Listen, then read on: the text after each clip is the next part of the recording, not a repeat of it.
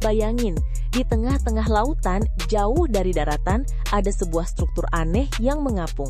Di atasnya, hidup cuma segelintir orang. Tapi, mereka ngaku punya negara sendiri. Mereka bikin uang, cetak stempel, bahkan terbitkan paspor. Serius bro, ada negara yang cuma dihuni 22 orang, tapi punya paspor resmi, lambang negara, bahkan pernah diklaim sebagai negara paling kecil di dunia. Dan yang paling gila, mereka bukan bercanda. Nah, negara apa ini? Apakah ini cuma prank? Atau benar-benar eksis? Dan apakah paspornya bisa dipakai buat liburan ke Jepang? Simak sampai habis, karena hari ini kita bakal bahas Sealand, negara terkecil, paling gila, dan paling unik di dunia. Bro, bayangin aja, kamu naik ke bangunan tua di tengah laut, pasang bendera, teriak, "Ini negaraku!" Terus, ngasih paspor ke teman-temanmu. Kedengaran kayak main-main kan? Tapi Paddy serius. Dia bikin bendera, lambang negara, himne nasional, bahkan mata uang, Sealand dollar. Dan yang paling gila, dia bikin paspor Sealand. Tentu aja, Inggris nggak tinggal diam.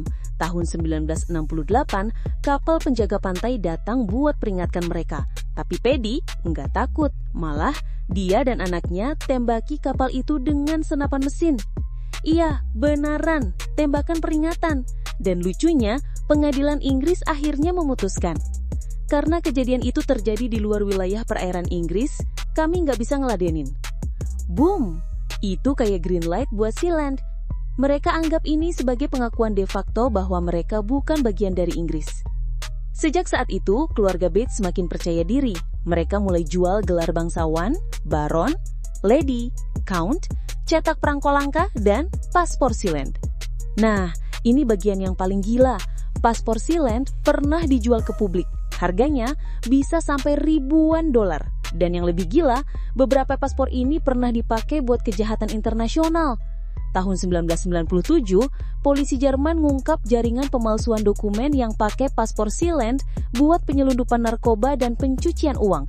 Akhirnya, keluarga Sealand menghentikan produksi paspor dan menyatakan semua paspor yang beredar tidak sah. Tapi, mereka tetap jual gelar kebangsawanan dan kewarganegaraan simbolik.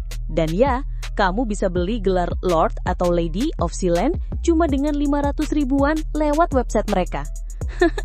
Jadi kalau kamu pengen jadi bangsawan tanpa harus lahir dari keluarga kerajaan, tinggal buka laptop, klik, bayar, dan voila, kamu resmi jadi Lord Andika dari Sealand.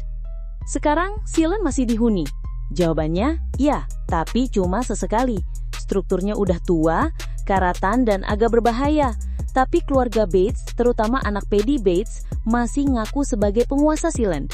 Mereka punya tim kecil buat jaga menara, dan kadang-kadang ada turis atau kru dokumenter yang dikasih izin berkunjung. Populasinya, kalau lagi rame mungkin 10-22 orang, tapi mayoritas cuma keluarga dan staf keamanan. Jadi, apakah Sealand beneran negara? Secara hukum internasional, tidak. PBN gak ngaku, Inggris tetap anggap itu struktur mereka juga. Tapi, secara klaim dan simbol, Sealand eksis. Mereka punya semua atribut negara, pemerintahan, lambang, paspor, bahkan konstitusi. Sebelum kita tutup, nih fakta keren tentang Sealand.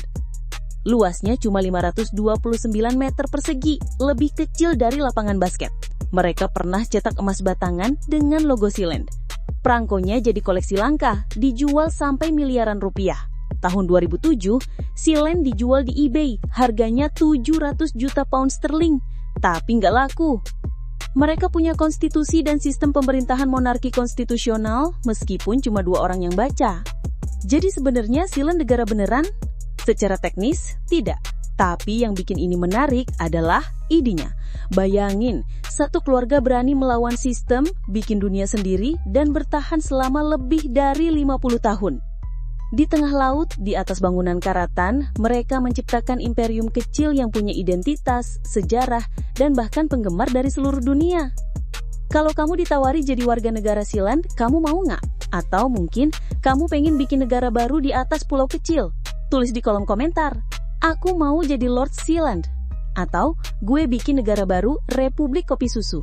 Jangan lupa like, subscribe, dan nyalain lonceng notifikasi, karena minggu depan kita bakal bahas kota mati yang masih hidup listriknya, Chernobyl. Oh iya, kalau kamu suka fakta-fakta unik kayak gini, cek playlist Dunia Gila di bawah ini. Ada 10 video seru lainnya. Sampai jumpa di video berikutnya. Stay curious, stay weird.